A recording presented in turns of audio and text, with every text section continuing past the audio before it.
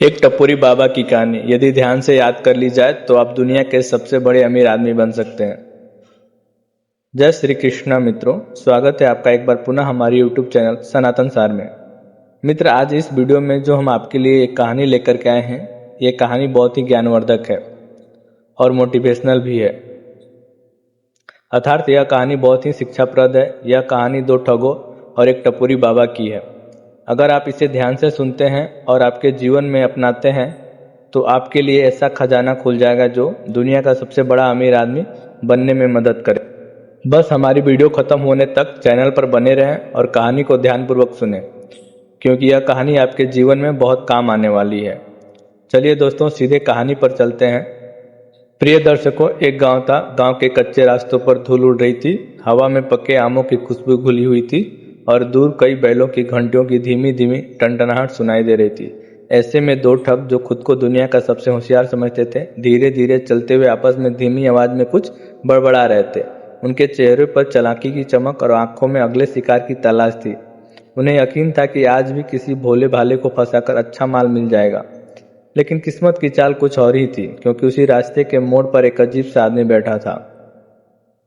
लंबा चौड़ा शरीर, फटे पुराने वस्त्र, चमकीली रंग की लुंगी, ऊपर सिर्फ बनियान, गले में चमचमाती मोतियों की माला, सिर पर लाल गमछा और आंखों में ऐसा आत्मविश्वास जैसे दुनिया का हर राज उसे मालूम हो। यही था टपोरी बाबा, जिसे गांव के लोग आधा पागल और आधा जादूगर मानते थे। ठगों ने उसे देखा और एक दूसरे को आंख मारी। मन में सोचा, यह तो आसान शिकार है, यह खुद ही अपने पैसों से हाथ धो बैठेगा। लेकिन उन्हें अंदाजा नहीं था कि जिसको वह मूर्ख समझ रहे थे, वह उन्हें ऐसा सबक देगा जो उनको जिंदगी भर याद रहेगा। दोनों ठग आगे बढ़े, नकली मुस्कान ओढ़कर बाबा के पास पहुंचे और बड़े अदब से बोले, बाबा जी, आपके चरणों में लक्ष्मी है, हमें भी आशीर्वाद दीजिए, हम गरीब हैं। बाबा ने बिना पलक झपकाए उनकी तरफ देखा। होठों पर हल्की सी मुस्कान आई और धीरे बोले, गरीब? अरे तुम तो बड़े तेज लग रहे हो, तुम्हारे हाथ पांव में ठगी की गंध आ रही है। ठग थोड़े चौंके, लेकिन तुरंत संभल गए। बोले, अरे बाबा, हम तो भगवान के भक्त हैं, आपको देखकर ही मन को शांति मिली। बाबा ने आंखें बंद की, आसमान की तरफ देखा और अचानक जोर से हंस पड़े। उनकी हंसी में एक अजीब गूंज थी, जैसे अंदर तक सुन ले तो सिहर जाए। फिर बोले, चलो, अगर सच में भक्ति है तो मेरे साथ आओ, मैं तुम्हें ऐसा खजाना दिखाऊंगा जो सोने से भी कीमती है। ठगों की आंखों में लालच नाचने लगा। मन ही मन सोचा, बाबा पागल है, जरूर कुछ गहने या सोने की चीज छुपा रखी होगी, बस पकड़ते ही माल हमारा। वे बाबा के पीछे चल दिए। रास्ता गांव से बाहर जंगल की तरफ जा रहा था। चारों तरफ सूखे पत्तों की सरसराहट और पेड़ों के बीच से आती रहस्यमय हवा की सन्नाटा। सूरज धीरे धीरे ढल रहा था और पेड़ों की परछाइयां जमीन पर लंबी हो रही थी। ठगों के मन में थोड़ी घबराहट हुई, लेकिन लालच ने डर को दबा दिया। एक ने दूसरे से फुसफुसाया, थोड़ा सब्र कर, बस कुछ ही देर में हम अमीर हो जाएंगे। थोड़ी दूर चलने के बाद बाबा अचानक रुक गए। उन्होंने गमछे से जमीन पर एक गोला बनाया, उसमें अजीब सी रेखाएं खींची और बीच में एक छोटा सा पीतल का डब्बा रख दिया। ठगों की सांसें तेज हो गई, आंखें डिब्बे पर टिकी थी। बाबा गंभीर आवाज में बोले, इस डिब्बे में वह चीज है जिसे पाकर आदमी का जीवन बदल सकता है, लेकिन इसे खोलने से पहले तुम्हें परीक्षा देनी होगी। ठग हंसी रोकते हुए बोले, बाबा, कैसी परीक्षा? बाबा ने धीमे से कहा, तुम्हें इस डिब्बे को खोलने से पहले सच बोलना होगा। अगर एक भी झूठ बोला तो यह खजाना तुम्हारे लिए श्राप बन जाएगा। ठगों ने एक दूसरे को देखा। उन्हें लगा कि यह तो बच्चों का खेल है, झूठ क्या बोलना, बस दो चार मीठी बातें करके डिब्बा खोल लेंगे। लेकिन बाबा की आंखें किसी चील की तरह उन पर टिकी थी, जैसे उनके दिल की हाल पढ़ रही हो। बाबा ने पहला सवाल पूछा, क्या तुमने कभी किसी गरीब को धोखा दिया है? ठगों के चेहरे पर पसीना आ गया, लेकिन उन्होंने जबरदस्ती मुस्कुराकर कहा, नहीं बाबा, हम तो मदद करते हैं। बाबा ने हल्की हंसी की, लेकिन आंखें गहरी होती गई। दूसरा सवाल आया, क्या तुम्हारे मन में अभी इस खजाने को चुराने का विचार है?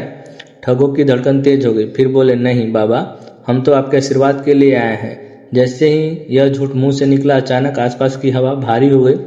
नीम के पेड़ों की पत्तियां जोर से हिलने लगी, डिब्बा खुद ब खुद घूमने लगा और अजीब आवाजें आने लगी। ठग पीछे हट गए, उनकी आंखों में डर साफ दिख रहा था। बाबा धीरे धीरे खड़े हुए, उनकी आवाज अब गूंज रही थी, जो सत्य से मुंह मोड़ता है, चाहे कितना भी चालाक हो, खुद अपने जाल में फंसता है। ठगों ने एक दूसरे की ओर देखा। इस बार उनकी आंखों में पछतावा था, चालाकी नहीं। बाबा ने डिब्बा खोला। उसमें सिर्फ एक शीशा था, जिसमें ठगों के चेहरे दिखाई दे रहे थे, थके हुए, डरे हुए और झूठ से भरे हुए। बाबा ने शीशा उनके हाथ में दे दिया और बोले, तुम्हारा असली चेहरा यही है, इसे पहचानो, क्योंकि जब तक इंसान खुद को नहीं पहचानता तब तक कोई खजाना उसके काम नहीं आता। बाबा के आने से गांव में अजीब हलचल फैल गई। लोग दूर दूर से उनके बारे में सुनकर आने लगे, मानो कोई चमत्कारी साधु गांव में अवतरित हो गया हो। दोनों ठगों ने अपनी चालाकी जारी रखी। सुबह सुबह बाबा पीपल के पेड़ के नीचे आसन जमाते, आंखें बंद करके मंत्र बड़बड़ाते और पास रखा पीतल का लोटा हल्के हल्के हिलता। गांव के भोले लोग इसे देखकर श्रद्धा से भर जाते और फूल नारियल चढ़ाते। लेकिन पंडित जी नामक बुजुर्ग ने बाबा पर शक करना शुरू कर दिया। उन्होंने देखा कि बाबा का चेला पूजा के बाद पैसे गिनता और उन्हें छुपा कर रखता। एक रात पंडित जी ने चुपके से बाबा और उनके चेला की बात सुनी। उन्होंने तय किया कि इनका असली चेहरा सबके सामने लाना होगा, लेकिन ऐसा कि गांव वाले भी एक सबक सीखें। अगली सुबह जब बाबा आसन पर बैठे मंत्र जप रहे थे, पंडित जी ने भी भीड़ में खड़े होकर चुनौती दी। बाबा, अगर आपके पास सचमुच चमत्कारी शक्ति है तो मेरे सवाल का जवाब दीजिए, नहीं तो मान लेंगे कि आप नकली हैं। भीड़ में सन्नाटा छा गया। बाबा ने मुस्कुराते हुए कहा, पंडित जी आप पूछिए, मेरे पास हर सवाल का जवाब है। पंडित जी ने कहा, इस गांव की नदी किनारे जो पुराना बरगद का पेड़ है, उसके नीचे जो लोहे का संदूक दबा है, उसमें क्या है? भीड़ में हलचल मच गई। बाबा का चेहरा क्षण भर के लिए सफेद हो गया, लेकिन उन्होंने तुरंत आंखें मूंद ली, हाथों में माला गए और गंभीर स्वर में बोले, संदूक में ऐसी वस्तु है जो आम इंसान के देखने लायक नहीं है। उसका रहस्य खुला तो पूरे गांव पर संकट आ जाएगा। भीड़ ने उनकी बात सुनकर वाह वाह करनी शुरू कर दी, लेकिन पंडित जी शांत रहे और बोले, चलिए नदी के किनारे चलते हैं और देख लेते हैं। अगर आपकी बात सच हुई तो मैं आपको इस गांव का गुरु मानूंगा। नदी किनारे पहुंचते ही पंडित जी ने गांव के युवकों को फावड़ा लाने को कहा। खुदाई शुरू हुई और कुछ ही मिनटों में पुराना लोहे का संदूक बाहर आ गया। भीड़ में सन्नाटा छा गया। बाबा के माथे पर अब कोई दिखावटी मुस्कान नहीं थी। पंडित जी ने संदूक खोला।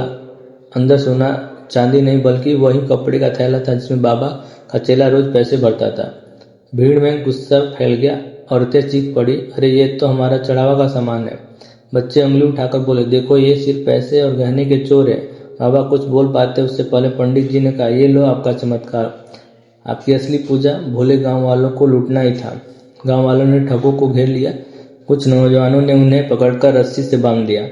एक बुजुर्ग महिला ने कहा, इनकी असली सजा यह हुई कि अब इन्हें गांव में रहकर जो भी काम हम देंगे बिना पैसे के करना होगा और सारा चढ़ावा गांव वालों में बांटना होगा।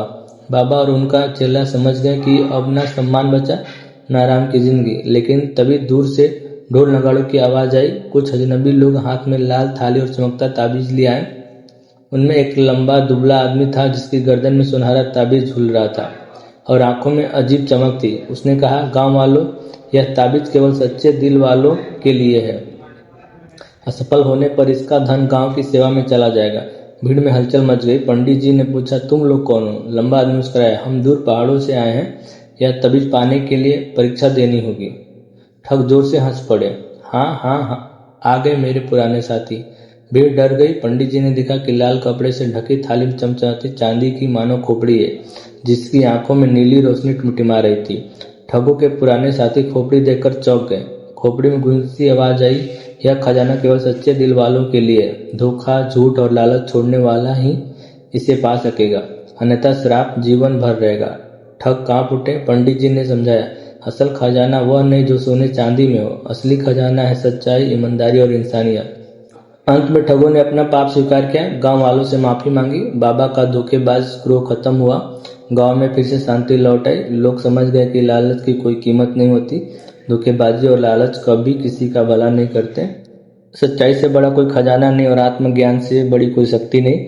इंसान अपने भीतर के झूठ को पहचान कर असली मायनों में अमीर बनता है। तो दोस्तों, यह कहानी हमें सिखाती है कि सच्चाई, संयम और सत्यता ही सबसे बड़ी दौलत है। अगर कहानी पसंद आई हो तो कमेंट करें और अपने दोस्तों के साथ शेयर करें। सब्सक्राइब बंधु एवं दर्शक भाइयों के लिए जय श्री कृष्ण, नमस्कार।